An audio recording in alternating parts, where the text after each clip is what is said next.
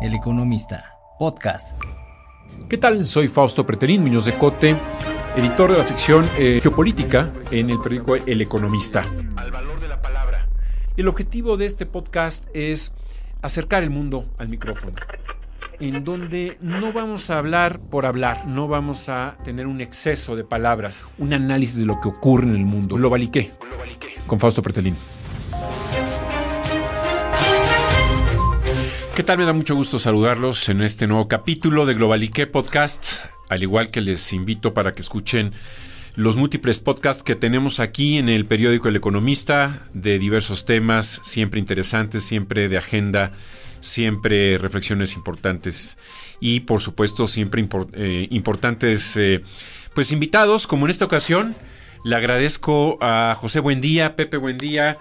Él es periodista, profesor de la UNAM en el Departamento de Derecho, escribe en el Excelsior, lo conoce usted muy bien en su columna Página Cero, y también pues tiene martes y jueves programas a través de la web sumamente interesantes, ya varios años con ellos. Y muchas gracias, Pepe, por haber aceptado la invitación.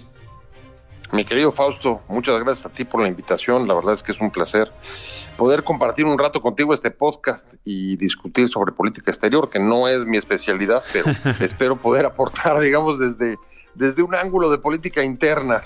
Claro que sí, precisamente te he invitado porque de alguna forma pues eres un experto en temas de política interna y es necesario, sobre todo en este sexenio, analizar la política interna y vincularla, sí o no, con lo que puede ser la política exterior.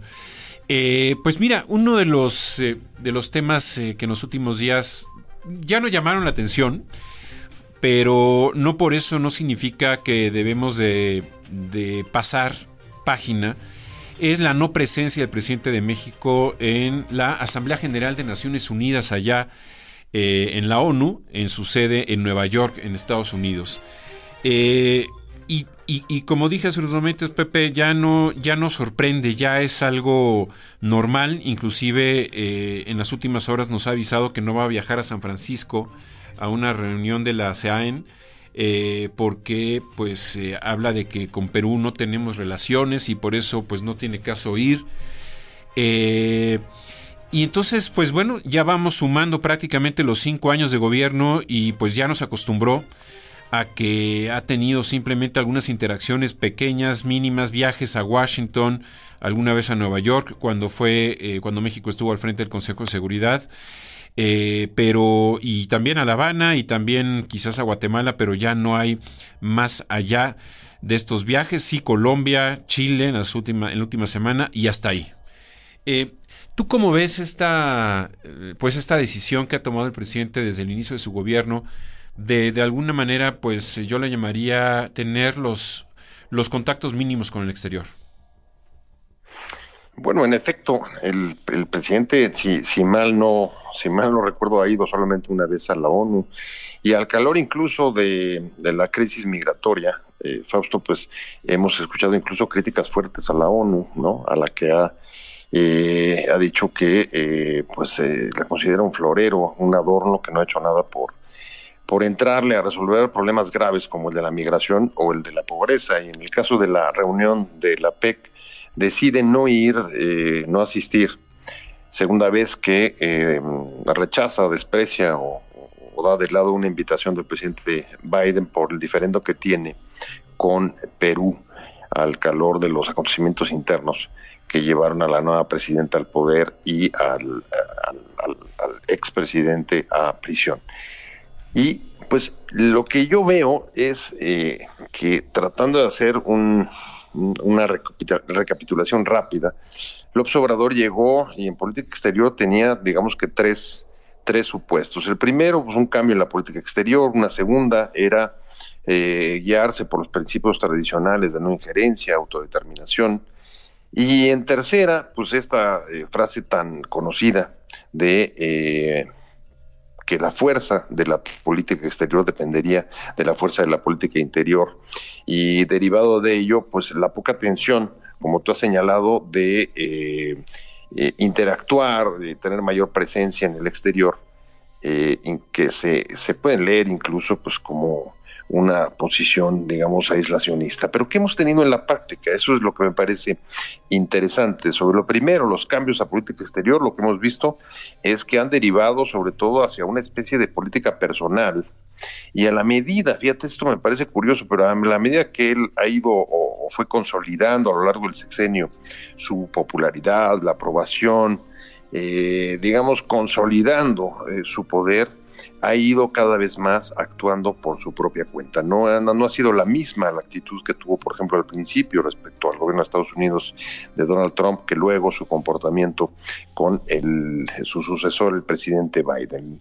Respecto al segundo tema, los principios tradicionales, no injerencia, pues mira, la verdad es que la no injerencia, no intervención, siempre han sido principios, digamos que bastante subjetivos, que pueden aplicarse de distintas maneras y con distintos raseros, como también hemos visto en la relación o en los juicios a los procesos políticos de otros países. Pero una de las ventajas que tiene es que la no intervención siempre es un buen escudo para tratar de evitar el escrutinio a la política interna, que me parece que ese es el centro o una de las prioridades de la política exterior del presidente López Obrador, que no se metan particularmente Estados Unidos en la forma como él está llevando el gobierno al interior.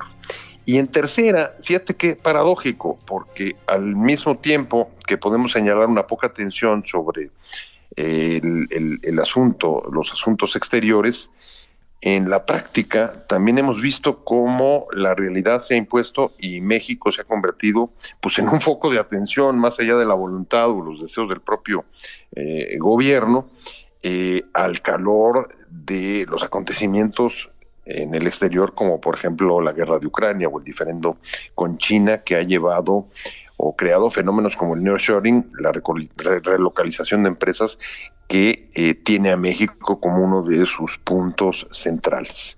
Desde la pandemia vimos como, otra paradoja más, poca atención al exterior, pero la principal apuesta con la que trató de salir de la crisis sanitaria que nos golpeó fuertemente a partir de 2020 fue encadenar la economía mexicana a la de Estados Unidos. Entonces, vemos ahí, y este sería, digamos que mi primer saque, una política personal que suele salirse del guión y que bandea entre un enorme pragmatismo y luego simpatías ideológicas al punto de convertirla, esta política personal, en un asunto pues ya básicamente de personal o de decisiones casi emocionales. Claro, interesante lo que mencionas, Pepe. En el segundo punto que mencionaste, dices lo de los principios de la no intervención. Y también dejas entrever o con claridad mencionas, bueno, pues pensando que puede haber cierta reciprocidad, es decir, pidiendo casi que Estados Unidos y que otros países no se metan a su ruta crítica de la 4T. Pero, sin embargo, hay ciertas inconsistencias, por llamarle de una manera, en donde vemos desde que inició su gobierno, se fue en contra de España porque pues no hizo caso a la solicitud que desarrolló, le envió una carta al monarca Felipe VI para que a su vez pues pidiera disculpas a los pueblos originarios de nuestro país por el tema de la conquista hace más de 500 años. Lo mismo ocurre con Perú, en donde pues se desconoce prácticamente a la presidenta Boluarte por lo ocurrido con Pedro Castillo, pues prácticamente sin tomar en cuenta qué ocurrió con Pedro Castillo y sobre todo pues la herencia que le deja su antecesor, es decir, es inconsistente. Eso también se repite en su política doméstica. ¿Por qué no tiene cierto pudor para decir, bueno, pues ya me agarraron con los dedos en la puerta? Pedía no injerencia y sin embargo yo tengo injerencia en otros países. Si tú recuerdas, también regañó a Panamá porque no le dio el beneplácito a su propuesta como embajadora, ¿no? A su embajador, perdón, que tenía pues sobre la espalda algunas acusaciones de abuso sexual. Es decir, hay inconsistencia. También tú la ves en la política nacional. ¿Es normal que no se le cuestione estas inconsistencias de su política exterior? Bueno, esos sin duda fueron fueron episodios muy cuestionados. En el caso de España, pues como tú lo recuerdas, pues hay esta petición de que se disculpe con los pueblos originarios, y frente a la negativa o el silencio español o la respuesta no adecuada para lo que se le estaba pidiendo, pues puso en pausa la relación, un término bastante extraño porque dentro de las relaciones internacionales pues ese estatus no es digamos que estándar. En el caso no es nuevo. Hemos visto otros presidentes de América Latina, entre ellos, por ejemplo, Evo, que también hicieron una petición semejante a los españoles, se disculparan por los crímenes de la conquista, y en ese sentido, digamos que podríamos ver ciertos paralelismos con gobiernos con los que hay simpatías ideológicas, como varios de los de América Latina. En el caso de Perú, pues en efecto, creo que es un buen ejemplo de que el término no intervención usado de manera subjetiva y con dobles raseros, pues te puede llevar no solamente a la inconsistencia, sino francamente a posiciones acomodaticias, según usándolo según la conveniencia del momento, y depende de quién se trate. Y en el caso de Panamá, pues me parece que incluso tuvo una crítica muy fuerte de un expresidente panameño que salió a decir que, sobre todo después del caso de Salmerón, la propuesta de nombramiento, cuando se propuso a la senadora, se me va en este momento el nombre, pero bueno, Jesús. Sí, Jesús Rodríguez. Cuando propone a Jesús Rodríguez, el expresidente panameño, pues francamente se le va a la yugular Pérez Valladares y le dice, pues la verdad es que esta es una propuesta infantil que menosprecia a un país pequeño pero con dignidad y etcétera, ya sabes, con todos esos epítetos que hace. Ahí me parece pues que lo que estamos viendo es nuevamente las inconsistencias tienen que ver con políticas de doble mano. Por un lado, vemos un enorme pragmatismo, por ejemplo, en el tema migratorio con Estados Unidos, desde la relación con Donald Trump en los primeros años de su gobierno, en los que francamente hubo una sumisión a las exigencias del expresidente de Estados Unidos, al punto de prácticamente convertir el país en un tercer país seguro para contener la migración. Te acordarás cuando da lugar a que el propio Trump diga, ya ven como si pagaron el muro, pues ahí está el muro no es de cemento y ladrillos, el muro es de la Guardia Nacional desplegada en el norte y en el sur de la frontera. Entonces, este pragmatismo que además se mantiene con el gobierno de Biden a cambio, en buena medida de la defensa o la exigencia de no intervención en los asuntos internos, como ha sucedido, sí, porque hemos visto posiciones de ambos, menos de Trump, aunque sus críticas fueron más de tipo o de corte electoral, pero el gobierno de Estados Unidos, sobre todo de Biden, ha sido muy respetuoso de no incomodar ni molestar al presidente López Obrador, y en ese sentido ha logrado que la política interna esté preservada de las críticas de su principal socio comercial. Ahí está el caso de los paneles energéticos. Después de todas las amenazas que ha habido de ponerlos en marcha, siguen, digamos, advirtiendo que lo pueden hacer, pero no llegan a suceder. Entonces, este pragmatismo está combinado con una política personal de simpatías hacia gobiernos ideológicamente afines, como muchos de los de América Latina, con los que ha sido indulgente o mucho más comprensivo o mucho menos confrontativo, y que le han valido críticas muy fuertes, sobre todo por la falta de condenas a situaciones de violaciones de derechos humanos en Cuba, en Venezuela. Igualmente en el caso de Ucrania, en la que pues, ha tenido posiciones tibias para condenar la intervención de Rusia. ¿Por qué? Porque tiene dudas, porque no quiere alinearse en bandos.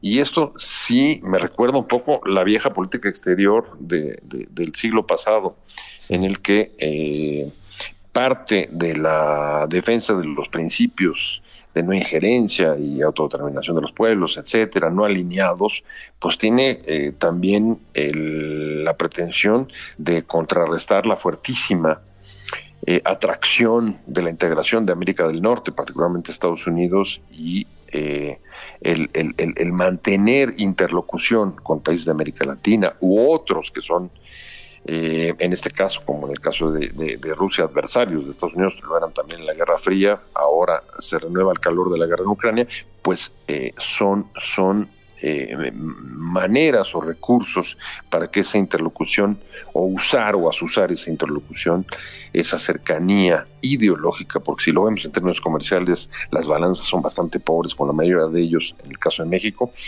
pero que sirven políticamente para tratar, digamos, de contener la fuerza de integración norteamericana.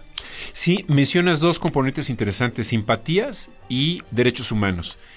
Cuando mencionabas el tema de la no injerencia, la no intervención, nuestra Constitución en México habla de que pues tiene la obligación el presidente pues casi de tener amigos que respeten los derechos humanos, ¿no? Es decir, sí velar a nivel internacional.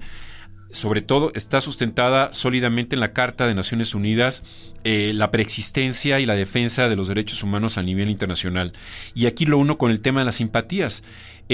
Hace una semana en La Habana, la canciller Alicia Bárcena fue a una reunión del G77, un pues mecanismo que nació hace 57 años y ya estaba prácticamente en el garage con fierros viejos, pues ya prácticamente muy deteriorados, y sin embargo parece ser que lo van a rescatar, ¿no? Y pidió la canciller mexicana, pues si nos dan el apoyo, ¿no? El G77, pues quizás vamos a entrar, ¿no?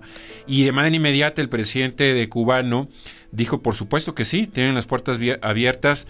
Y aquí va mi pregunta, es decir, vino Nicolás Maduro a la toma de posesión del presidente López Obrador, sobre todo pudo entrar a Palacio Nacional, pero no entró al Congreso porque el grupo de panistas ya tenían pues prácticamente montado el kit aguafiestas, y por eso no pudo ingresar, ¿no? Por decisión. Pero me dicen que inclusive una buena fuente que Nicolás Maduro vio la toma de posesión por una pantalla dentro del Palacio Nacional, prácticamente pues sí, por televisión, ¿no? Pero bueno, mi pregunta, Pepe, es esta afinidad con regímenes que no tienen unos buenos antecedentes sobre tema de derechos humanos, ¿esto no le daña la imagen al presidente de México? Bueno, yo creo que ahí hay una desincronía o una situación, digamos, que fuera de tiempo. Recordemos que la política exterior, los principios de la política exterior mexicana son de los años 30. O sea, casi por cumplir un siglo. Y desde los años 30 ha pasado mucha agua abajo del puente de México y del mundo.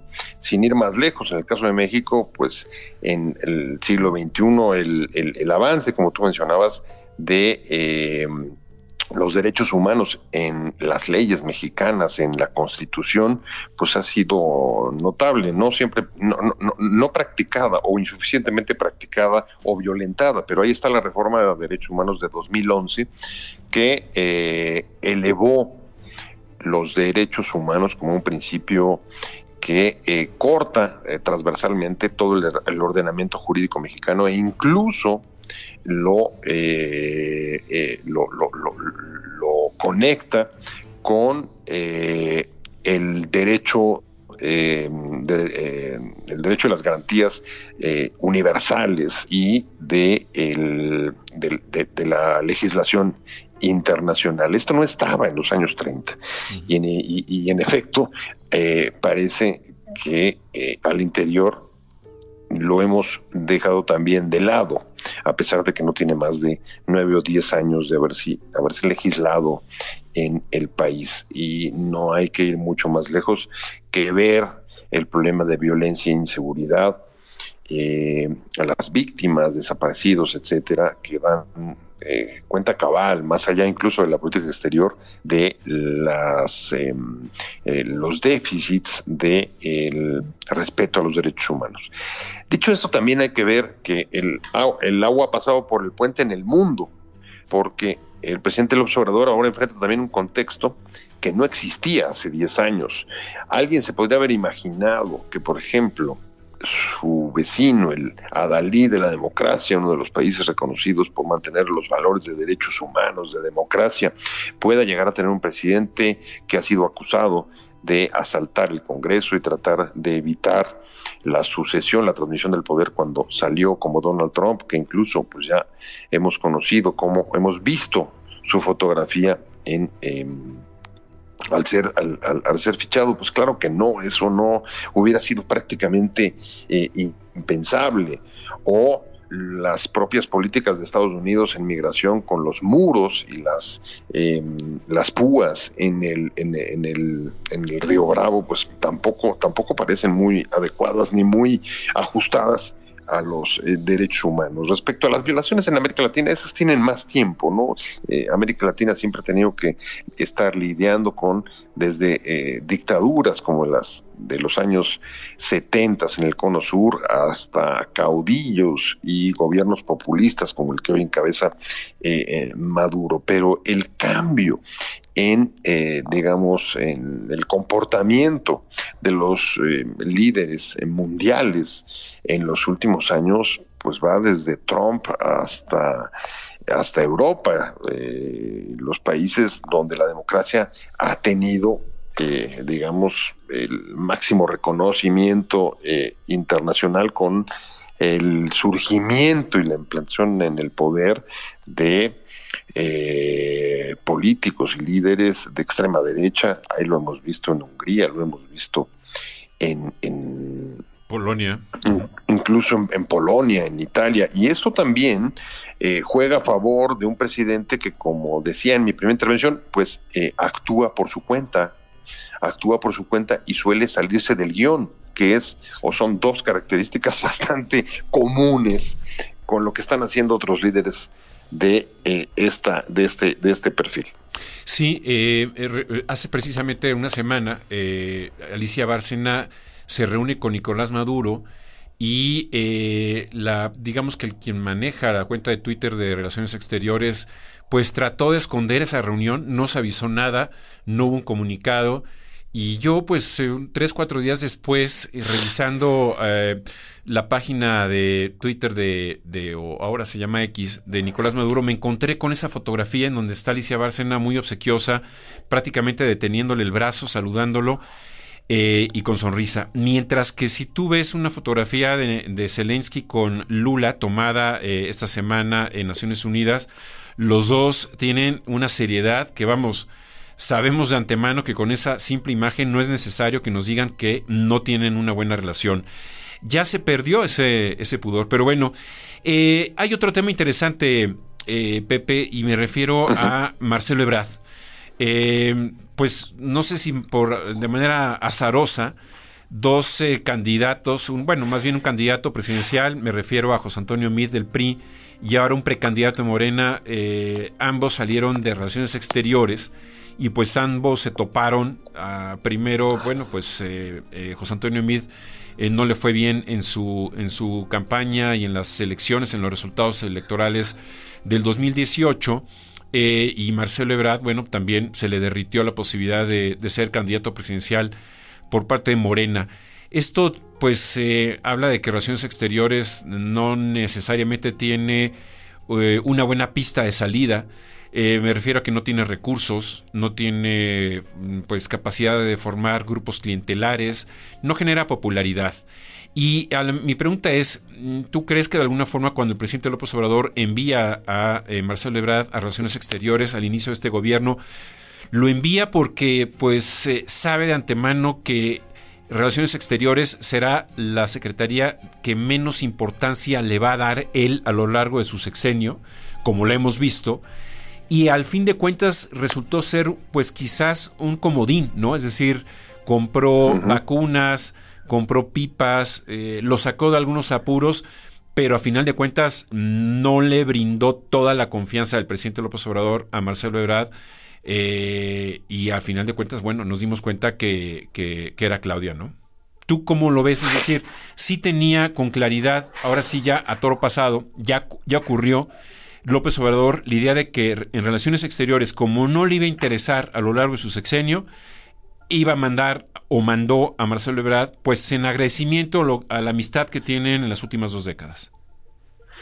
Pues sí, pues Relaciones Exteriores no ha sido, digamos, un escaparate para proyectar candidatos hacia la presidencia. Yo creo que el propio Ebrard lo ha comentado en algún momento, que él en principio no quería ir a Relaciones Exteriores justo porque sabía eso, hubiera preferido ir a otra posición, por ejemplo la gobernación, claro, donde las posibilidades de alcanzar su meta hubieran sido mayores. No es el caso de Meade, que Meade entiendo que sí quería llegar a Relaciones Exteriores, pero porque no estaba viendo que fuera a llegar a ser candidato a la presidencia, y en ese sentido, pues por Relaciones Exteriores se ajustaba, digamos, que a las expectativas que él tenía hasta que Peña Nieto. Y porque ya había sido, claro, y porque ya había sido secretario de Hacienda, ¿no? Con Peña Nieto había tenido muy buena visibilidad, y ya con Felipe Calderón, me refiero.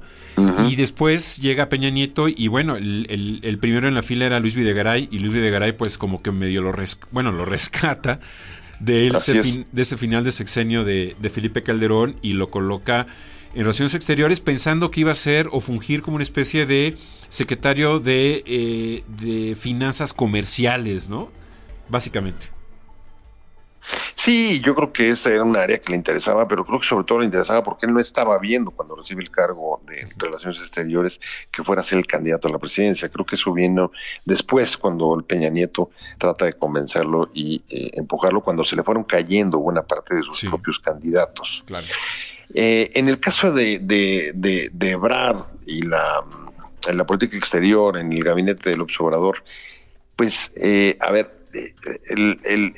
la política de López Obrador es mucho más privilegiar los encargos que los cargos. Y los encargos que le da a Marcelo Ebrard, como tú bien has señalado, fueron la de comodín para pagar casi todos los fuegos y meterse a resolver problemas muy graves y calientes, como por ejemplo el tema de la migración. Él fue el artífice de las relaciones con Estados Unidos desde el gobierno de Donald Trump, de los acuerdos que permitieron que México se convirtiera en la fuerza de contención para evitar o tratar de evitar la migración desde Sudamérica pasando por México a Estados Unidos. Entonces, creo que desde un principio López Obrador siempre vio que el funcionario eficiente, capaz, con conocimiento del mundo, que tenía en su gabinete para entrar a resolver y apagar esta clase de fuegos era Ebrard, y por eso, independientemente de que estuviera donde estuviera, ya hemos visto que no importa exactamente en dónde estés ubicado, en qué secretaría te pueden llevar, o puede llevarlos, encomendarles cargos de otras materias, pero en el caso de él, en efecto, andaba por todos lados. Te acordarás incluso hasta a principios del sexenio, cuando hubo temas de desaparecidos ahí en el norte del país. El que se apersonó fue Marcelo Ebrard. Entonces, creo que él le encargan esto, porque puede resolverlo, porque es el que se ve con el mejor perfil para resolverlo, y dos, porque se trata de asuntos en los que, en efecto, los problemas para esos encargos no son la prioridad, ni nunca han sido la prioridad del presidente López Obrador. Meterse a discutir sobre ciertos temas, seguirlo, resolverlos él personalmente o a través de algún otro funcionario, creo que no le interesaba demasiado. No solamente es por un desinterés de la política exterior, sino porque esta clase de problemas que tienen que ver con política exterior no son los que están en sus prioridades. En cambio, Marcelo se los resolvía bien y no le quitaba, digamos, o no le robaba el foco de atención de donde quería ponerlo. Claro. Y también, no sé tú qué piensas, Pepe, López Obrador es un gran lector de lo que es la sociedad mexicana. Y él sabe, intuye y conoce perfectamente bien que la política exterior en México a nivel popular no tiene el mayor interés, no despierta absolutamente interés alguno. Hablo en términos masivos y generales. Entonces, seguramente él optimizó, ¿no? Es decir, sus fuerzas, sus energías, su visión estratégica, optimizó y dijo, bueno, como que la sociedad no me va a premiar a mí nada en temas de política exterior, y entonces mejor esto lo relego. ¿Es así? ¿Tú lo crees así? Sí, solamente con un matiz, y es que aunque no haya demasiado interés en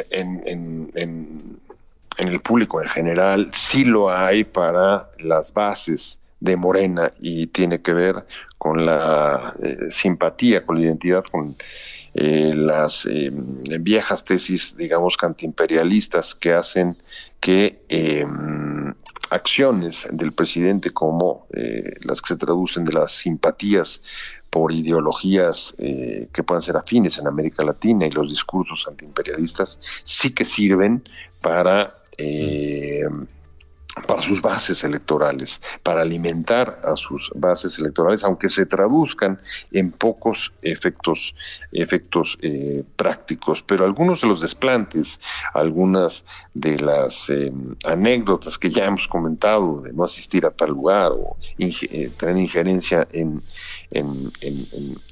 procesos políticos de otros países, son bien recibidas y aplaudidas por un sector del morenismo que ve justamente que la política exterior o leyó que el cambio de política exterior que ofrecía el presidente era ir mucho más hacia esos viejos sueños de integración latinoamericana, para oponerlos hacia Estados Unidos, como en varias oportunidades ha tratado de decirlo, al menos en términos de declaraciones, ¿no? Queremos llevar el TEMEC hasta la Patagonia y que todo el mundo se beneficie de esto. Está muy bien, pero en los hechos no se han traducido. El discurso ha funcionado, y ahí está también uno de los gestos. Bueno, el primer viaje que hace al exterior es a Guatemala, y de las primeras reuniones o primeros,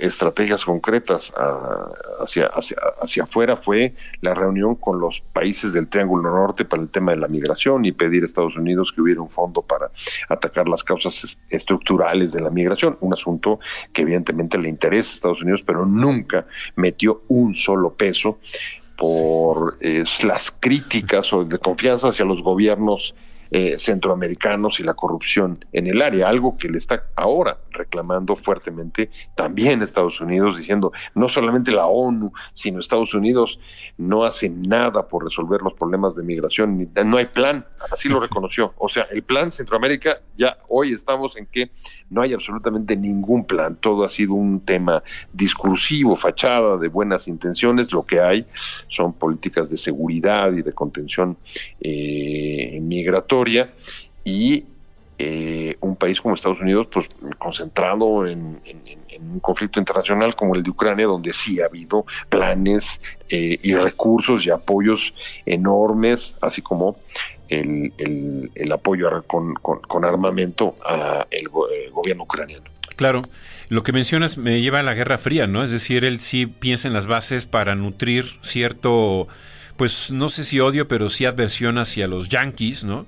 Y defender otras causas. Pero aquí entra una especie como de doble personalidad, no sé si tú lo creas de esa manera. Es decir, por una parte, en las fiestas recibe a los rusos, en las fiestas a los nicaragüenses, a los venezolanos, inclusive ahora con el G77 más China, hay que agregarle, y China junto con Rusia, pues hoy en día no tiene la más mínima relación positiva con Estados Unidos, pero al mismo tiempo él ve de manera muy pragmática que el TEMEC es una especie como de seguro de vida para México, es la realidad.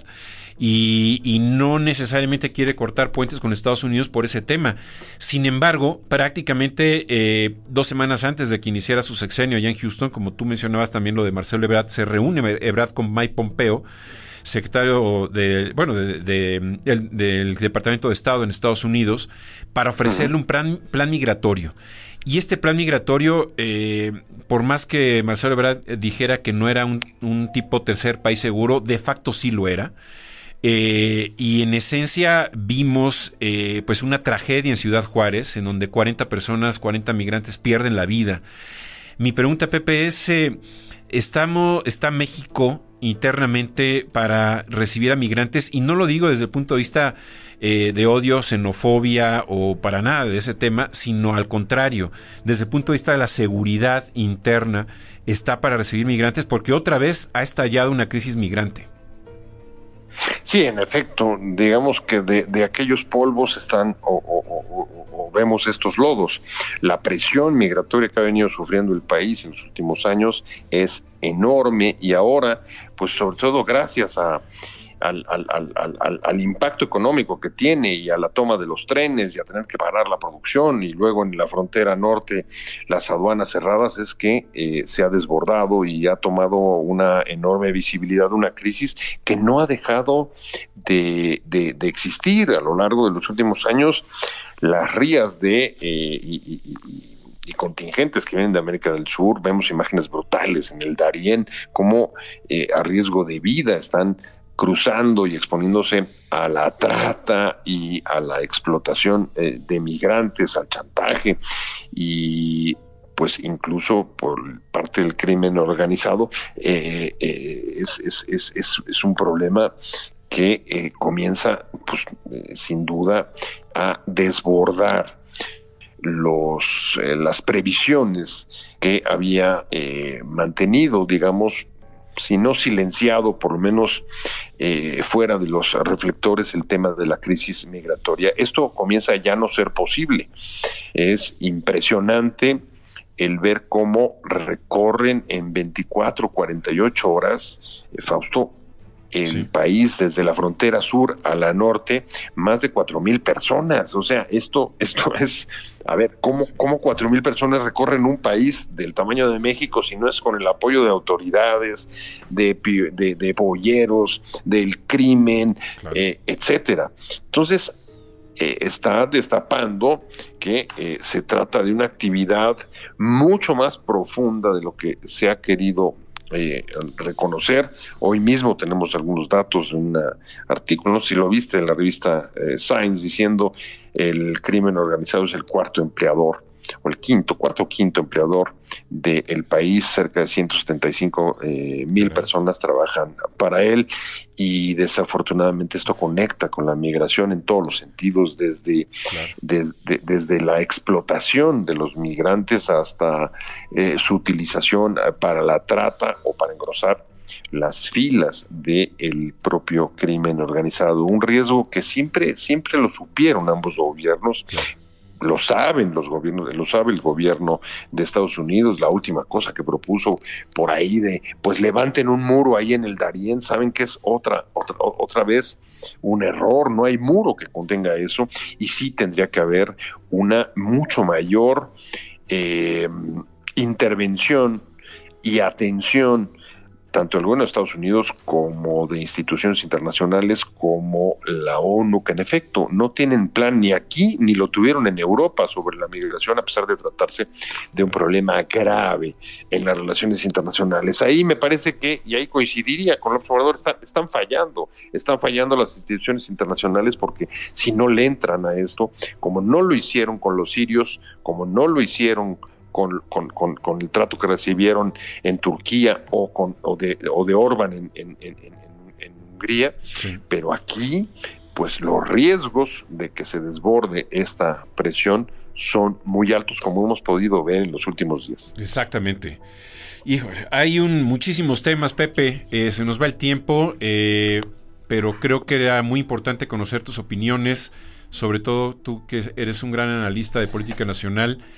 Cómo comprender esta visión del presidente López Obrador, una visión muy etnocéntrica, muy de México como centro del mundo.